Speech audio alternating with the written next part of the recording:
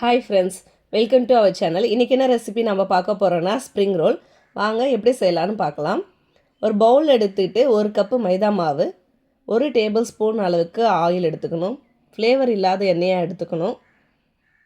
கொஞ்சமாக சால்ட் போட்டு நல்லா கலந்து விட்டுட்டு இந்த மாதிரி கொஞ்சமாக தண்ணி ஊற்றி கொஞ்சமாக தண்ணி ஊற்றி பிசைஞ்சு எடுத்துக்கணும். நல்லா இந்த மாதிரி பிசைஞ்சு வச்சுட்டு ஒரு 10 நிமிஷம் நல்லா ஊறட்டும்.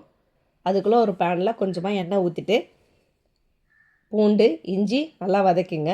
நல்லா வதங்கினதுக்கப்புறம் நம்ம நீல வாக்கில் கட் பண்ணி வச்சுருக்க குடமிளகாவை ஆட் பண்ணிக்கணும். அப்புறம் கேரட்டு, கோஸு எல்லாமே நல்லா மெலிசாக கட் பண்ணி வச்சுங்க. அப்போ தான் நல்லா வதங்கிறதுக்கு ஈஸியாக இருக்கும். நல்லா இது மாதிரி திருப்பி விட்டிங்கனாலே சீக்கிரமாக நல்லா வதங்கிடும். ஓரளவுக்கு நல்லா வதங்கினதுக்கப்புறம் 1 டேபிள் ஸ்பூன் அளவுக்கு பெப்பர் தூள் ஆட் பண்ணிக்கோங்க. அப்புறம் சோயா சாஸ், கொஞ்சமாக சில்லி சாஸ். சால்ட்டு கொஞ்சம் மினிமமாக தான் போடணும். ஏன்னு பார்த்தீங்கன்னா நமக்கு சோயா சாஸ்லேயே உப்பு இருக்கும். ஸோ அதனால் பார்த்துட்டு கொஞ்சமாக தான் சால்ட் ஆட் பண்ணிக்கணும். இல்லைனா உப்பு கரிக்க ஆரம்பிச்சிடும்.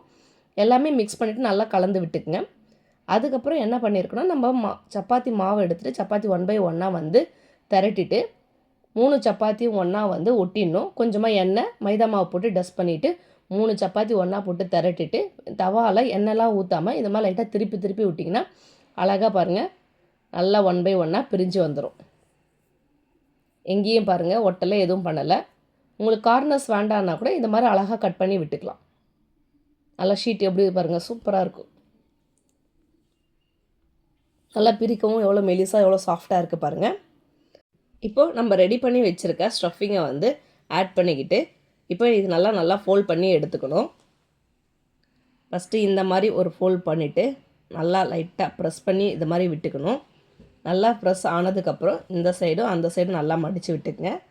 அதுக்கப்புறம் நம்ம மைதா பேஸ்ட்டு ரெடி பண்ணி வச்சுக்கணும். மைதா பேஸ்ட்டு ஒன்றும் இல்லை, கொஞ்சமாக லைட்டாக தண்ணி ஊற்றிட்டு கொஞ்சம் மைதா மாவு போட்டு கலக்கி மைதா பேஸ்ட்டு மாதிரி ரெடி பண்ணிவிட்டு இந்த சைடு அந்த சைடு எல்லா இடத்துலையும் நல்லா ஸ்ப்ரெட் பண்ணி விட்டு நல்லா ஃபோல்ட் பண்ணி எடுத்துங்க. இந்த மாதிரி ஃபோல்ட் பண்ணும்போது தான் நமக்கு எண்ணெயில் போடும்போது மசாலா திரிஞ்சு வராமல் இருக்கும். எண்ணெய் வற்றிங்கன்னா நல்லா மிதமான தீயில் சூடு பண்ணிக்கணும். ரொம்ப எண்ணெய் ஸ்பீடாக வைக்கக்கூடாது. ஸ்பீடாக வச்சோன்னா நமக்கு ஹீட் அதிகமாக இருந்ததுன்னா டக்குன்னு கருகி போயிடும், நல்லா இருக்காது சாப்பிடவே. ஸோ அதனால் மிதமான தீயில் வச்சு ஆயிலை ஹீட் பண்ணிக்க. அவ்வளோதான். லைட்டாக இந்த சைடு அந்த சைடு நல்லா திருப்பி விட்டிங்கன்னா நமக்கு சூப்பரான சுவையான ஸ்ப்ரிங் ரோல் ரெடி. உங்கள் வீட்டில் இந்த ரெசிபி ட்ரை பண்ணி பார்த்துட்டு எப்படி வந்துட்டு கமெண்ட் சொல்லுங்கள். உண்மையாகவே அல்டிமேட்டாக இருக்கும். மஸ்ட் ட்ரை ரெசிபின்னு சொல்லலாம். தேங்க்ஸ் ஃபார் வாட்சிங்.